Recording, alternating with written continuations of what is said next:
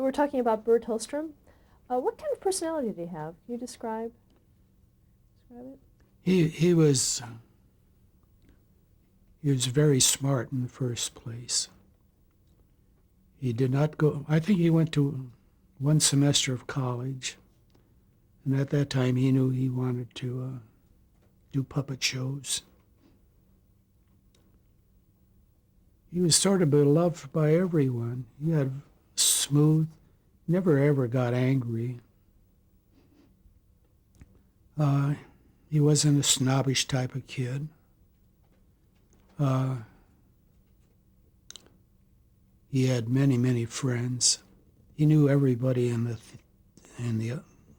theater, the ballet especially. He never missed a ballet in Chicago.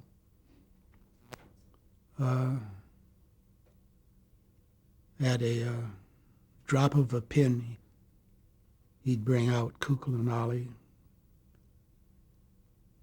Every time we had a gathering, I think he used to bring Kukla and Ollie along just to please everybody and do shows for them.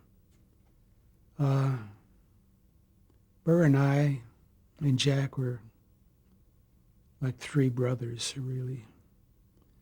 When we traveled together. Jack Fascinato and I roomed together whenever we went on the road.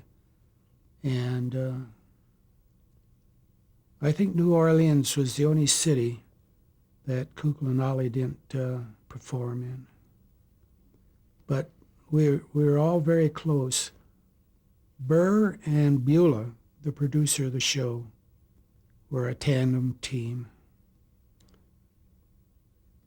Fran Allison and myself were another tandem team. And I don't know why it was, but these units would go off by themselves. A lot of times we'd come into a city. I guess it was because Beulah and Burr liked the theater, the opera, and the ballet, where Fran and I, and Jack Fascinato, bless his heart, wherever there was a jazz band, we went to listen to it. It'd either be Count Basie or Artie Shaw, you name it. We found it and we'd spend the evening there. But we also, which I'll talk about later, would gather at the coach house as a group or as a family. And everybody would talk about what they were doing or what they were going to do. Or, of course, the show was always the prominent thing that we talk about. You'd go up to Burr's coach house. You'd never know who'd knock on the door and climb up the stairs to the second floor. Dave Garraway and his group, they were always around in the coach house. And we used to all, in fact, as a group, we'd go to a legit theater together. And it was a life and happiness that I guess I'll never experience again. It was Burr would come over to my apartment and he said, if we weren't working, it was a weekend, he said, let's go to the beach. Well, where we lived, Burr and I, we lived right on the front of the Lake Michigan, Lakeshore Drive, in fact. And sometimes we'd climb over the fence. Other times we'd walk down to where the Drake Hotel was and lie on the sand there. And it was surprising how many people would be out on the beach that you knew. and you'd chew the fat all day with him. And time had come. Burr said, well, I got to go home. And we'd get up and leave.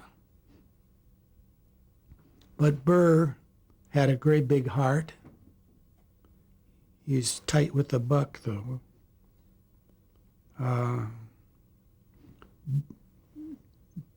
Burr never tipped anybody when we were out to restaurants or whatnot. Beulah Zachary, who was always in that group, would tip the performer or the waiter or whoever. Burr used to love hamburgers. And we had like a hamburger hamlet on a corner by his house. And it was surprising. Every time you turn around, we'd find Burr, Joe Lockwood, and perhaps myself sitting in a booth eating hamburgers and shooting the fat. But he never was a demanding person, as far as I know. Eventually, Burr had a limousine and a driver. Sometimes he would go around and pick Fran up or pick me up. But every time he came to the studio while we were at NBC, he had his driver pick him up and whatnot. I never ever heard anyone have a bad word as far as Burr was concerned. He had his own friends, and we all stayed clear when we knew that he wanted to do something, go to a certain place, or go to a certain ballet with certain friends. But he was something else. We had a very hard time with Burr. Fran and I and Jack had moved to California. Franny lived in the valley here. I lived over the hill in Beverly. Jack Fascinato, when he came out, at first lived in Palm Springs. And then he and Loris and the two girls moved to an area in Coldwater Canyon.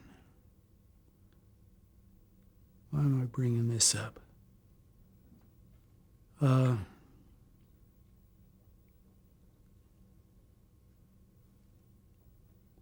we stop a moment or not?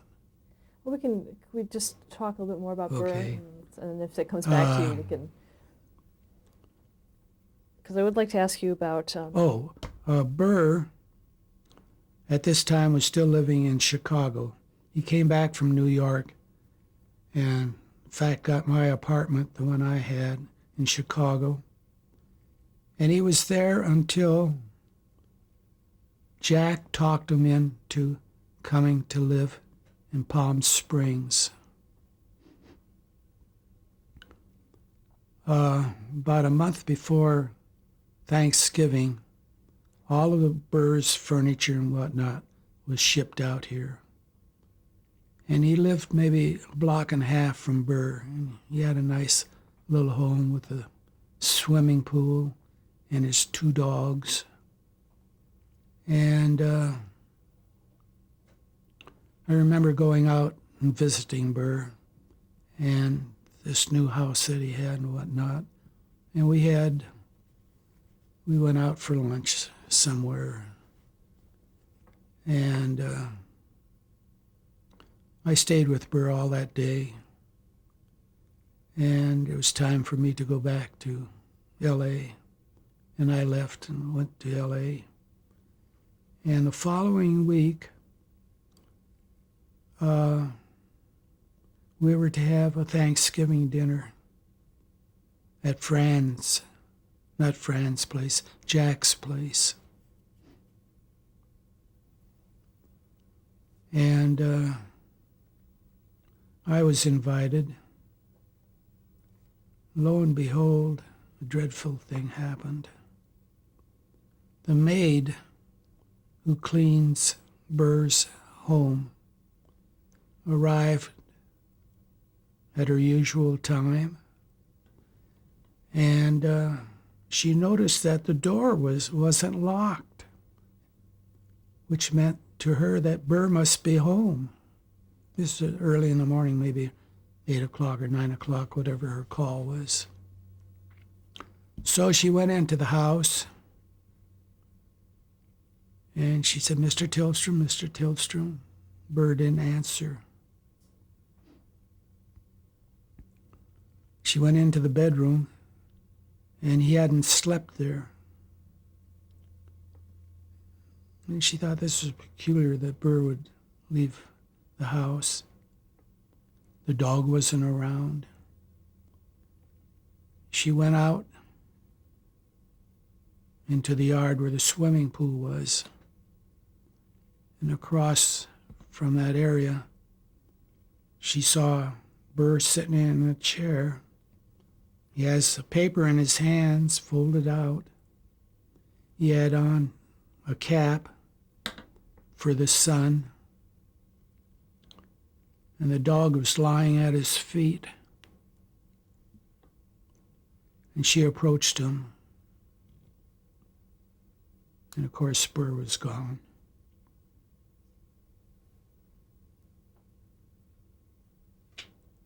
So much for that part of the story. I shouldn't have said it or told it. It's very sad. Where were we before that? Actually, while we're on that subject, what happened to the Kuklapolitan Players after Burr's death?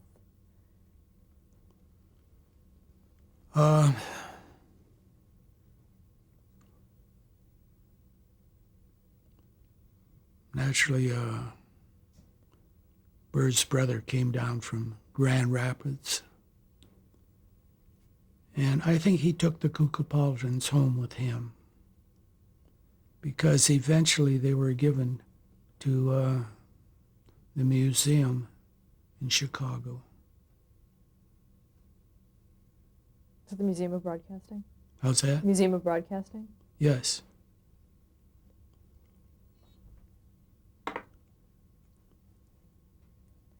Let's talk about the Kuklapolitan Players. If you could describe them, any origin stories you may have, starting with Kukla. When I first saw Kukla, he was the final stage, really, until we did St. George and the Dragon. Kukla's little head was about 5 inches round. Kukla had a little red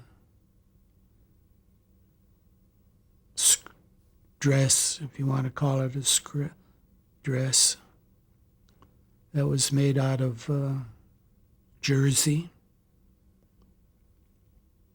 His two little hands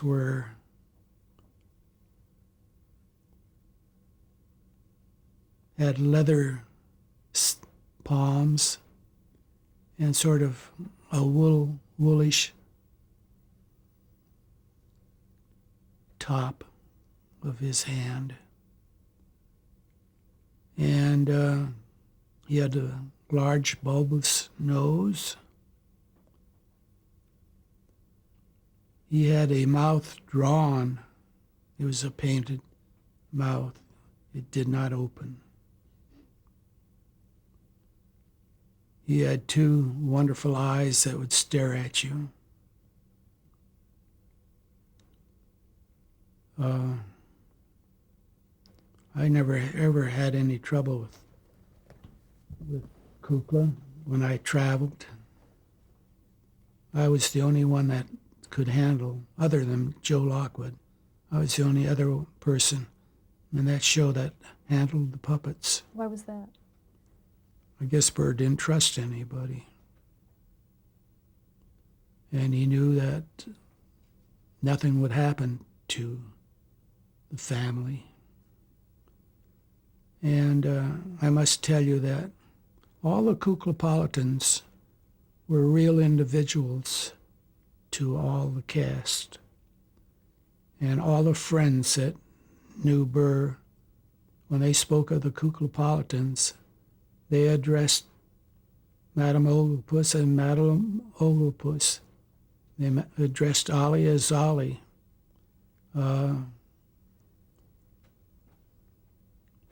Ollie was always a dragon to all of us. We once had an announcer who said on the air, he says, "That alligator." Well, Burr continued with the show, and the moment the show was over, that stage individual was no longer on the stage.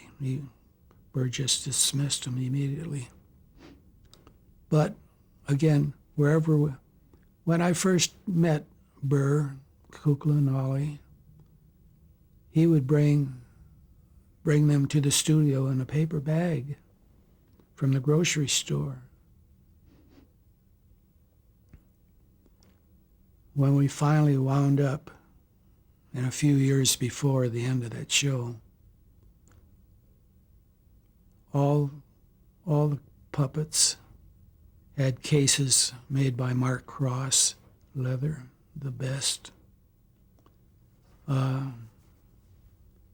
and Ollie traveled in their own little special case, and the others we had a case made for them, and they traveled in style. Believe me, they traveled in style. Was there only one of each puppet, or were there spares? Only when we did St. George and the Dragon. There was another Ollie, and there was another Kukla. They were made because of the changes in costumes. It was so hard to, so fast, that he would just reach down and bring up whoever was next on the show. But again, wherever we traveled, the moment we get on a train, I had these 2 suitcases with me.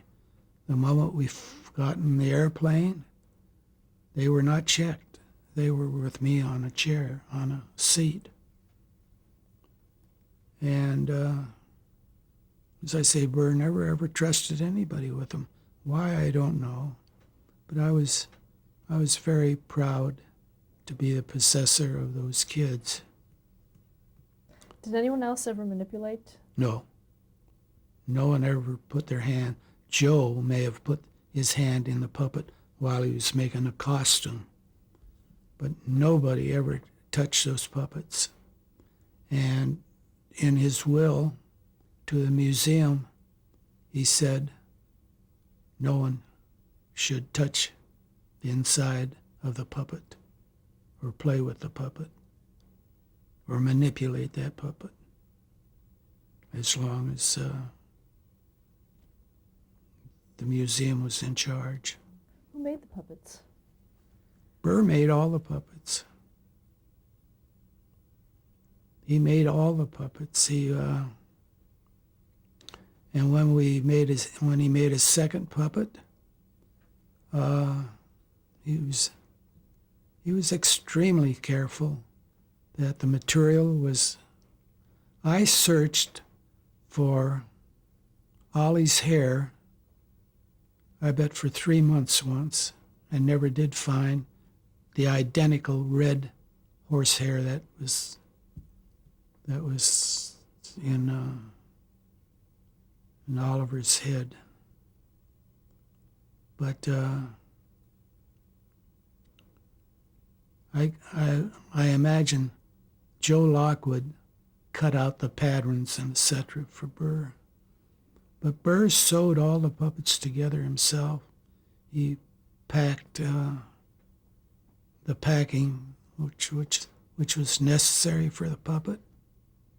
And he painted the puppet.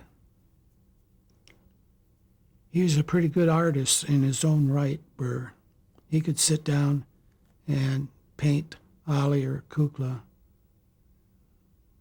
as they really were. So I know from what I heard, the last shows that he did on public television, that he had 3 or 4 Kuklas, and they had Kukla's heads were made out of plastic at the end of the tour. He never spent the time making a Kukla like he did for the first 2 Kuklas. He was very, very careful with Kukla and Ollie. Ollie's tooth had to be replaced.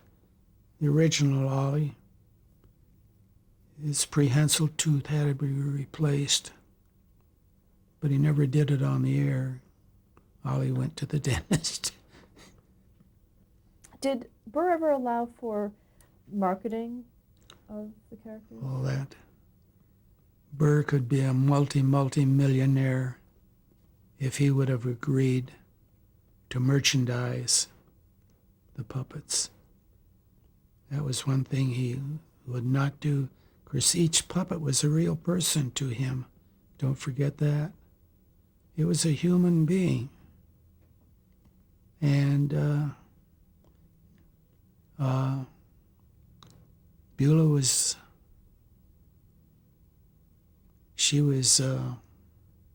hounded many a time by someone who wanted to merchandise Kukla or Ollie, have them duplicate puppets or something. Burr would raise up and have a small fit when he'd hear someone would want to do this to Ollie or Kukla. So as I say, he could have been a multi-millionaire, that kid, if he'd have merchandise. Let's talk again about the individual personalities of the puppets, starting with Kukla.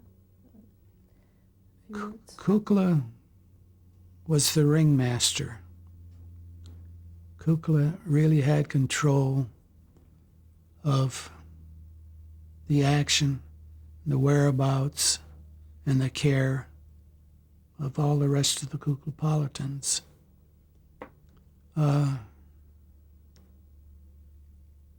He didn't order them around, but he was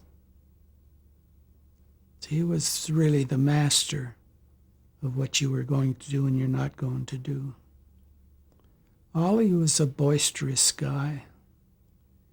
He always had his own way, practically. He never went too far with Kukla, but he went far enough to annoy Kukla. And Ollie, I don't know who in the troupe was Ollie's best friend. I think Colonel Cracky got along best with Ollie. They used to go places together and come back and tell everybody about what a wonderful time they had. Let's talk about Colonel Crackle. Colonel Cracky came into being. He was a salesman that Burr met in Bermuda. And this individual sort of loved being around the show all the time. And he was actually a boisterous salesman. He was one of those guys that get on your nerves. My understanding is when Burr came back to Chicago, he wanted a boisterous, loud-mouthed guy.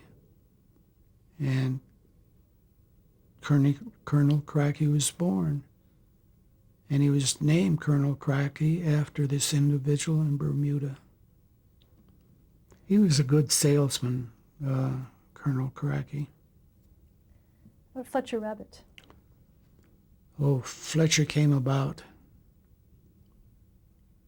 from what I understand, he was the mailman.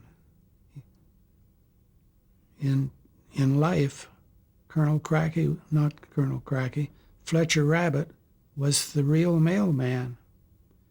And on the show, he took care of all the mail. At the height of Kukla, Fran, and Ollie, the mailroom used to get 10,000 letters a day. A day, 10,000 letters. And if you can imagine, well, we had two secretaries who would go through the mail, and Burr would answer these letters. But many a time, Fletcher'd bring certain letters up and open them on the air and read them to the cast. Fletcher Rabbit was sort of the go-getter. Excuse me. He would get things for the rest of the cast. He was a happy-go-lucky kid, Fletcher. And I think everyone in the troupe liked Fletcher. How about Ophelia Oglepus? Oh, Madame Oglepus was an opera singer. She would sing an opera at the drop of a hat. She was the third individual in the cast. There was Kukla, Ollie. No, I take it back. It was Kukla, Madame Oglepus. Madame Oglepus was the second puppet, and she was made, if I am not mistaken, during the World's Fair in New York. And she had a wonderful wardrobe, Madame Oglepus. And actually, she could sing. And she did sing. And she performed many a time.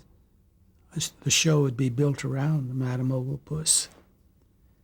And of course, her nemesis was Beulah Witch. Let's stop there to change the tape, and then we'll talk about Beulah Witch. Okay.